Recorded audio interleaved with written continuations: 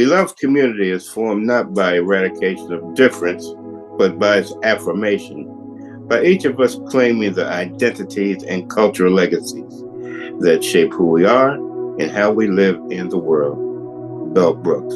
And now, here's Reverend Sue.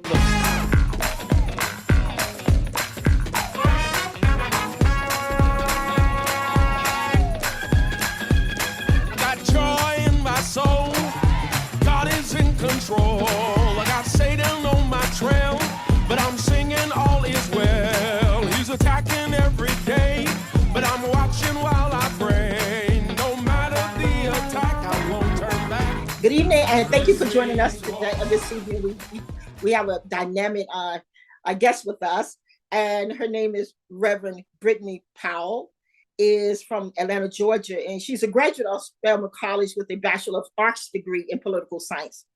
She was awarded the Master's of Divinity degree in Psychology of Religion from Pastoral Care from Morehouse School of Religion of the Interdenominational Theological Center, and she is a certified educator candidate with ACPE.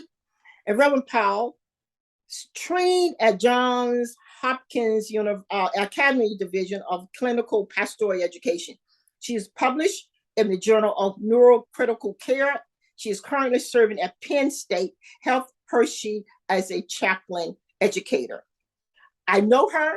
I worked with her many years ago, and I tell you that we have just a gifted person to be with us today.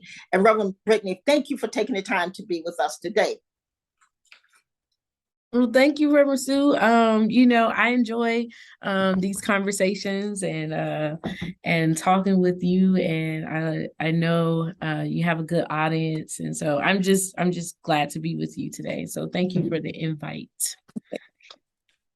Reverend Brittany, I had an opportunity to go see the newest, hottest film, I think, is The Woman King. Oh yeah. There's so much conversation going on. All the social media is taking on. And the thing about it is I wanted to just, me, I'm going to do research. I'm going to talk more. I'm going to get the information out as much as possible. So, and starting Viola Davis was someone I admired tremendously. Some said it is an excellent film, and others are protesting the film, and some of them are just plain angry about the film. So let's talk. Let's have a conversation about it. So you had an opportunity to see the film. Yes, I did. And so completely enjoyed it. So go see it. Don't boycott it. And from your experience, do you think it's worse the attention is really getting from a positive perspective, as also you can understand the negative aspect of it as well? Yeah, I'm very shocked, to be honest, that people are thinking about boycotting the film, and it's kind of sad to me because it just really strikes some of the issues around education and even some of the political issues around critical race theory and what we know about colonization, and which the film speaks to in some sense. And the global slave trade experience. And so I understand why people are hurt and confused because of the lack of education in some regards of what people may understand about colonization and how it works. And so anyway, it was a great film. I mean, to see Black women, as a Black woman, to see Black women in that role, I was just excited to see, when I think about, I was raised, so let me be clear, Reverend Sue, I was raised by my mother and my grandmother. My mother and my father was in my life. My father was there, but my parents were married. They eventually, in somewhere, my childhood got divorced, but my grandmother and grandfather had 7 daughters.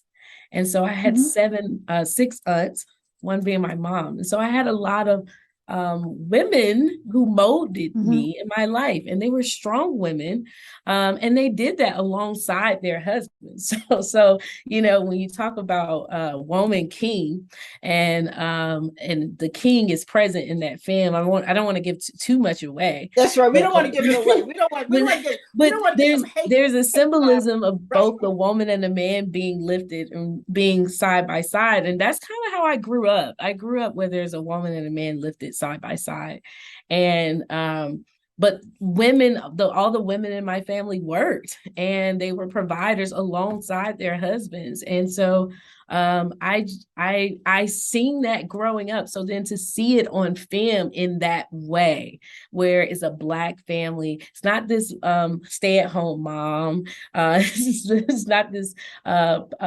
it's the community working together to provide for the village, and that's what you see in The Woman King, women providing, protecting the village. I want to talk a little bit about the woman dramatic license.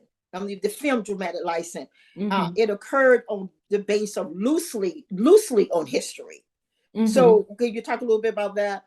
Yeah, so historically, so I'm going to give a piece that we know that in the continent of Africa, there are currently right now, there are women presidents. There are more women presidents in certain countries serving in leadership and in Africa.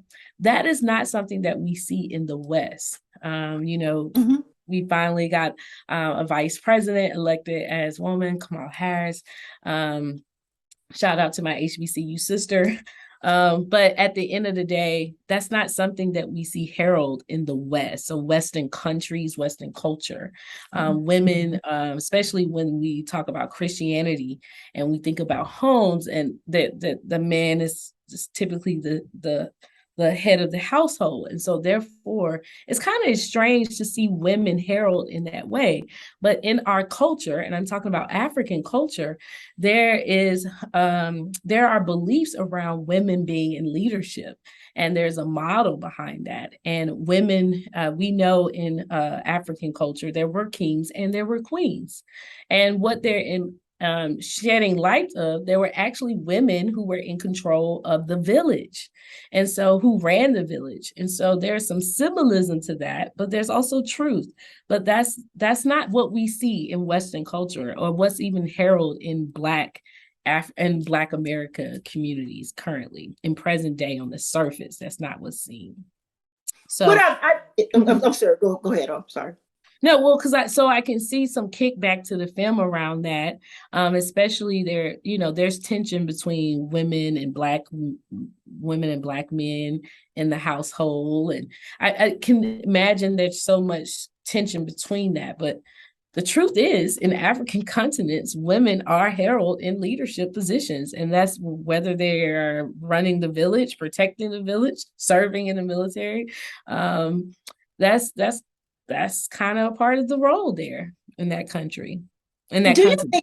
Yeah, because I saw the movie, it's obvious, and I was excited about it. I always believe this when we talk about Black history in the Western, from the Western perspective, in our culture, our community, Black history. I always believe you cannot talk about Black history until you go to African history. That's my belief. That's my. You can't. Yeah. How can you talk Black history if you don't do African history? Absolutely. So to me, like watching the film, the film is that I had this drive and this urge to talk about it on the radio, talk about it on YouTube, because it's going to drive some of us to study Black history, to study African history. Yes, I really think so. And I ask people, they want to talk to me about it. I said, well, do you know a little bit? Have you ever studied African history? No, I haven't. Well, perhaps you can't talk to me about the film. I'm just like that. So go. And so now I think it's our responsibility as far as educators like you to drive that, so that we would be geared to, hey, listen, I'm gonna read more. Yeah. Just a plug, let me plug a book right here for your listeners. Yeah. Sobonfu Somé wrote a book, African Ways of Teaching, African Relationships and Ways of Teaching. And basically in that book, she's talking about her village in the Burkina Faso.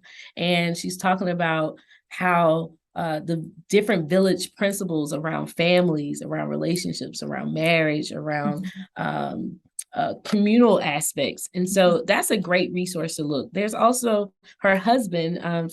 So let me be clear. Sobonfu Somé is now died, and so she would be considered an ancestor. And so she's, but her work is still with us. So that's a book that I give to your audience to read. Also, Malidome Somé was her husband when she was here and married. They ended up divorcing, but he has a book as well. So he has several different books about the African teaching and way of life. And unfortunately for Black America, we don't get that in our education. We don't get African history. And we are an African people. We're descendants from Africa. So what you see in the film is some illusion or some imagery around our story. But what they're really focusing on are village principles. So they're not Black American principles. They're not really what we're taught. They're from the continent of Africa. But there is, so what religion practices that you see is the Ifa, the Yoruba tradition. And I don't always pronounce that right, but it's IFA. And it's a West African tradition. And so when you see the altar, and after there's a scene where there's an altar and they place little things on the altar, they were praying to the ancestor, to the person who had passed before. That is ritualist. That is a ritual, which in some regards, to put it in Christian context, reminds us of communion, as in when we commune with Jesus, we remember him, and we take bread and we take wine and we drink and we commune with Jesus. So that is in some ways in which that altar represents the people's ability to tap in or connect to spirit world. And so it's not a film that needs to be boycotted. If anything, for Black people, it's something we should look to understand, seek to understand, because we have never had that privilege. And so we've actually been taught to move away from that, but that's somewhat a part of our culture. So how do we reclaim some of those pieces that we do already without knowing? And so I think the film highlights that. So to your point, it does say, hey, maybe we should do a little bit more reading, a little bit more learning. But the film is, I'm just so enriched by the film, just because why not support a film that has all Black women cast? Like all Black women cast, and there are Black men there too, but majority Black women are starting as leading roles. How do we support Black women, Black actresses to create, or Black or directors to create more films in that way? So I think this film locate us in some ways, but if anything, it should inspire us to do more research and more learning. Now, I heard some men and women, a few women, but basically men, ask the question about why do you think the Bible never made mention of a lot of women leaders? But that's important, but that's not necessarily true, because you want to speak on that, because the Bible does mention women leaders in the Bible. Yes. Yeah. Well, I can give you my walk in my truth and my authority as an educator and as a leader who train ministers for a living. The Bible is always speaking to women, about women in leadership, but also knowing and holding that tension is that the Bible is mostly written by men, because in that biblical antiquity, most women were not able to read it by law. And so, it is speaking from the position of a man speaking. Now, we know, and biblically we have Timothy, right, who talks about his grandmother Lois and Eunice, who were leaders and missionaries in some way. And we see when Jesus his ministry was a lot to women, and he gave assigned roles to women as well. So I would say that women have always been at the seat of leadership in the church. And if we just actually physically look at church today, majority women are in ministry, in leadership. And there's a growing trend, like in my classes currently, I'm educating a lot of women leaders. And so I'm excited about that. And I think if anyone who's not excited about women being more lifted up in ministry, I would question that, because I think in the Bible, there's always teaching about both men and women submitting to one another, not just the woman submitting to a man. So how do we hold that in leadership and connection? So how would okay, we don't want to tell this. We cannot tell the secret. We cannot we can't tell the tools. We cannot do that. You got to see it. Just go see it. You got to go see it. You got to see it. Okay, you're talking to the people actually who have seen it, and then they go back to see it, or they have not seen it. What will you tell? Maybe three different, however you want to put it. Three different, your opinion of what they should be open to and not close before they go see it. I think being open to the narrative, just the story in itself. There's so much more than just about a woman king, the term a woman king. I think that's what just destroys everyone. But there's a lot of going on. I mean, there's healing between a mother and a daughter. There's connection about that absentee, when you have an absentee mother, and how do you build that connection? And there's healing pieces around trust, around Black leaders, Black men leadership, trusting Black women. How do we learn to trust one another in the work of protecting the village? Because it's not just men's role. And, we have to just put a pause here about men and men in leadership, because we do a disjustice to assume that every man wants to take on this leadership role. We put a lot on men. And, it's like we automatically assume that a man wants to run and kill a spider. Well, what if the man is also scared of the spider? So how do we make space for some men who don't see themselves as that person? Like, we think about Russia, what's happening in Russia right now. Men are actually fleeing away from war because they don't want that for their lives. How do we make space for that?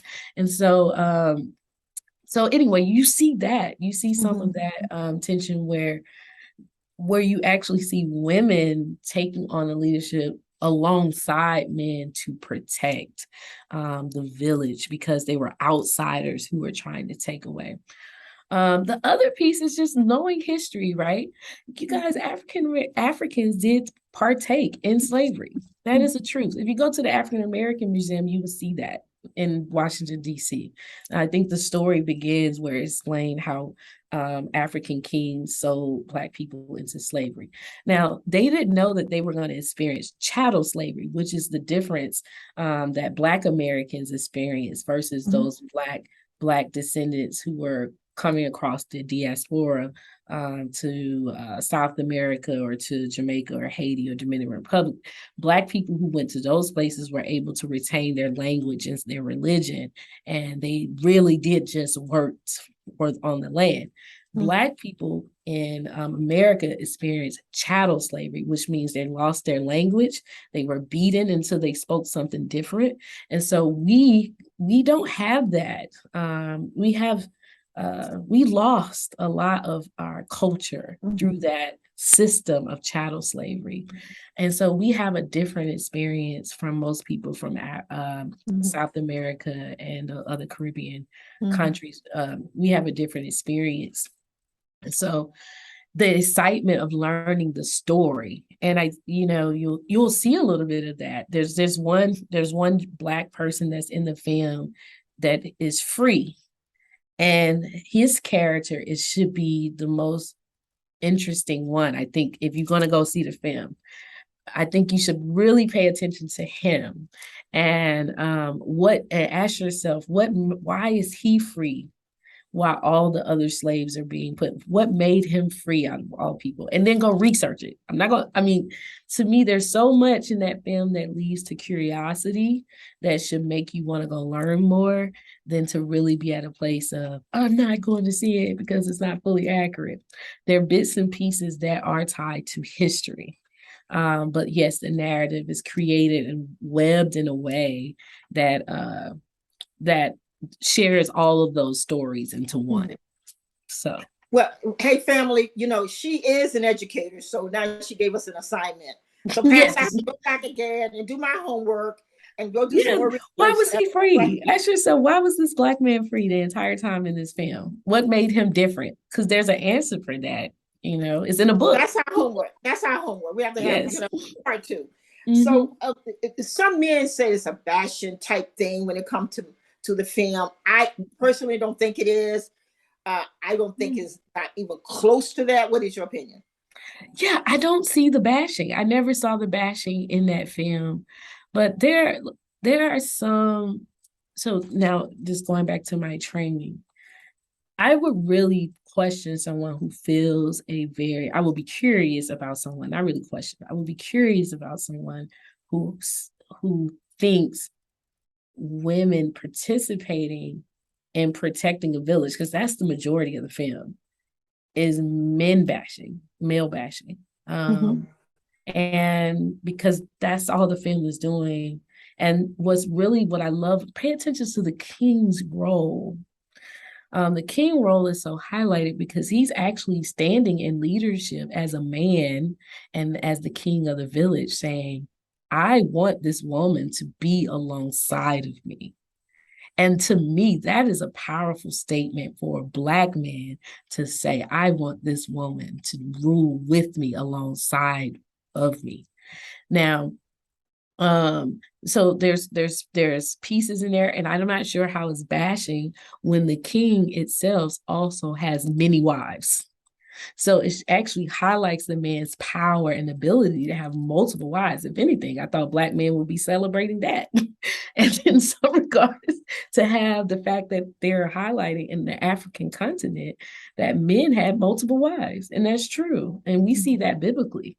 But it all had to do with class and wealth. He was the king. He could provide for all those women, right? And so I think it actually shows power and so much of how do I want to explain it? To me, it shows the power of the collective, the power of leadership, expanding its spaces to people who have been oppressed. Because I don't want to give it away. There's like this dynamic between the woman king and then the king's wife. And I think that's an excellent power exchange dynamic within that film. Because to me, you would think he would want to do it with his wife, but he saw that being a power dynamic. Me and my wife in ministry.